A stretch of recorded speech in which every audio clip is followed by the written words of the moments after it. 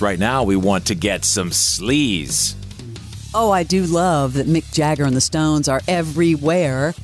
Jimmy Fallon and Mick accidentally locked themselves in the Tonight Show freezer and revealed their deepest, darkest secrets to each other. I have a few secrets to share, to get off my chest. Same. When I text someone, sorry, I just saw your text, I'm lying. I saw it right when they sent it. I know. I have a secret to share with you. Yeah. One time, I did get satisfaction. way back in 1992. Really? From what? Popping bubble wrap. It's just so satisfying. Fallon takes a lot of heat for all the problems he's been going through, but he really is funny and so creative. I hope he gets it together with, the show. I do too. All the people. He's such a funny guy. You know who else has been everywhere? Lady Gaga. She showed up with Mick, as you know, and then she just joined U2 on stage at the Sphere shows, collaborating on Shallow, All I Want Is You, and I still haven't found what I'm looking for. Bono, of course, introducing her as, quote, the most audacious, vivacious woman in any room she's ever in. Yeah, she's rocking out with everybody. What a great surprise for people at the Sphere. You never know who's going to pop up there. That's what I love about it, honestly. This is kind of interesting. The Beatles, final single, Now and Then, is going to be released. There's word that the new song will come with an announcement of some kind, maybe a new compilation. Paul McCartney co-produced it and sings. Ringo adding drums. George Harrison laid down a part for it years ago. Looks like Peter Jackson, back again, cleaning up John Lennon's 1978 vocal.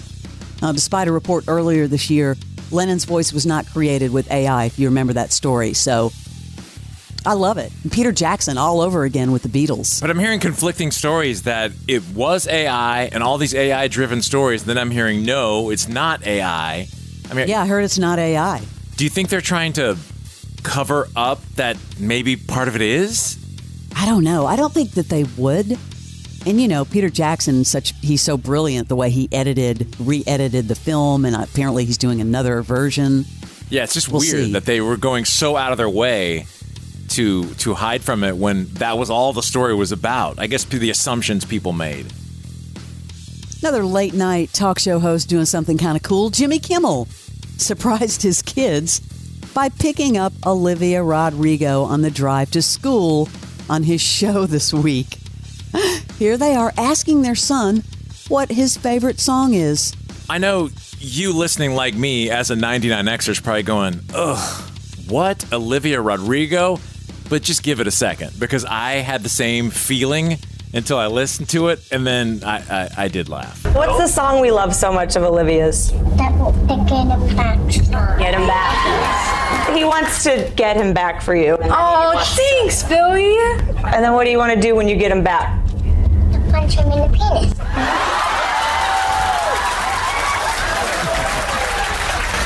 Oh my goodness. Can I have bad influence on your children? Oh, no. It's always been this way, don't worry. Yeah, it's just another way of expressing it. Yeah, absolutely. Well, thanks for protecting me. I hope he doesn't retire soon, because he, too, is such a funny dude. Surprise, surprise. And then, in September 1993, the first episode of Late Night with Conan O'Brien aired on NBC. 8 days later, Nirvana, remember, released In Utero. Well, In Utero just celebrated its 30th anniversary with a box set reissue, and now Conan O'Brien himself has marked the occasion by assembling the surviving Nirvana members, Dave Grohl, Chris Novoselic, as well as the engineer, Steve Albini, for an interview. Really cool. I love Conan's podcast, and he asks great questions, and he has such a fun time with everyone that comes in. Here's just a bit of it. Like, Nirvana went from being couch surfers to being the biggest band ever in the world in a span of about 18 months. You guys are responsible for an industry. And the thing that occurs to me is that fame, money, success is great news for a lot of artists in the business, and a lot of music artists.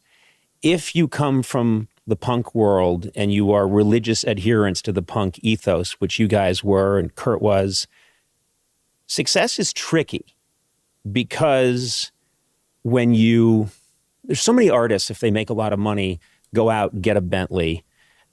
Jesus, the Beatles were very comfortable going out and getting a Rolls Royce and painting it. It was either that or paying 90% taxes. Right. Okay, well, that's a good point. I hadn't thought of that. And we're going to do a second one when we get into taxation. I love how, just out of nowhere about the taxes, dude's like, sure, yeah. I mean, these late night hosts are killing it with all these surprises. So the B-52s, remember this? They were supposed to sing at the White House for the Prime Minister of Australia. Why? Well, the White House, I don't know why they picked the B-52s. I don't know what the connection to Australia is. It was more why, not because of them, but like why, what is the Australia connection? Maybe I'm missing something. I know. Well, the White House had to cancel the gig because of the sorrow and pain in the Middle East. As we're seeing a lot of that. Yeah, we'll have to ask, because Kate Pearson is supposed to be on our show on Halloween. We'll have to... We are going to ask that question. What's the connection? Maybe there's some mysterious Australian connection. A lot of rock stars and musicians have been selling their catalogs, Barnes, and I think it's smart. You have this money for the future for your family, when you leave this world. 2 more big ones. Christine McVie's estate and Pat Benatar selling their catalogs. And, of course, for Christine McVie, it's the songs that, she wrote for Fleetwood Mac, The Chain, Songbird, and more. So both of those artists selling their catalogs. That is the Twilight play of late. And yes. I've been meaning to tell you that I did sell the Morning X catalog also. Did you sell the Best of the Morning X? I did.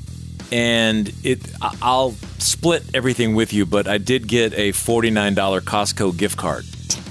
So what is Jimmy going to get? That's at least a tank of gas. No, Jimmy left. He doesn't. No, we own his ass. We own that ass.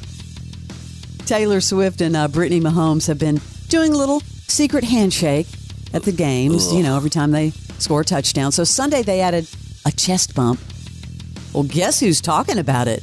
O.J. Simpson, co-host of It Is What It Is, his YouTube show as an NFL analyst. He upset fans of Swift and the Chiefs when he made an inappropriate comment about the women's celebration. Does he ever not make an inappropriate comment? Ever? Yeah. Did you see where Brittany Mahomes and Taylor Swift chest bump? Yeah, I did. I thought it was interesting that Bob bowlers would sit each other, a little turn on. Little turn on. I didn't even know OJ was still doing that. He's on Twitter or X all the time running his mouth. Guess who else sort of upset the Swifties? Who? Terry Bradshaw. Oh, that dude. Please. Yeah.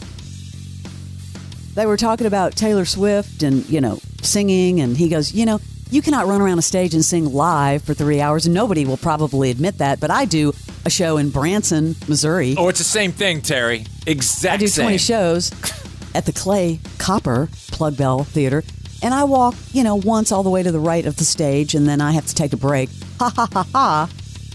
So he's basically saying she's not singing live on some of the songs.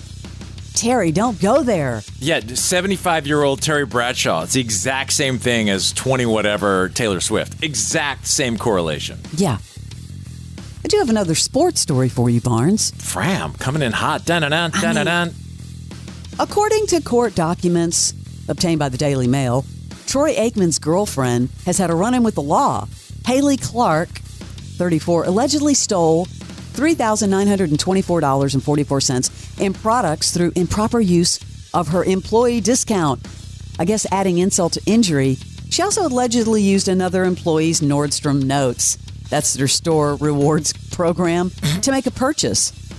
After learning of the theft, she was fired and banned from Nordstrom's. What are you doing that for? Troy Aikman's got a 34-year-old girlfriend? That's what you got out of that story. Bro's, I think 55, 56. Could be. I knew you were going to get something completely different. I mean, could be her dad. But I know the thing, it almost is like a father-daughter conversation. Honey, you can't do that. It's unbelievable. That is your Celebrity Sleaze.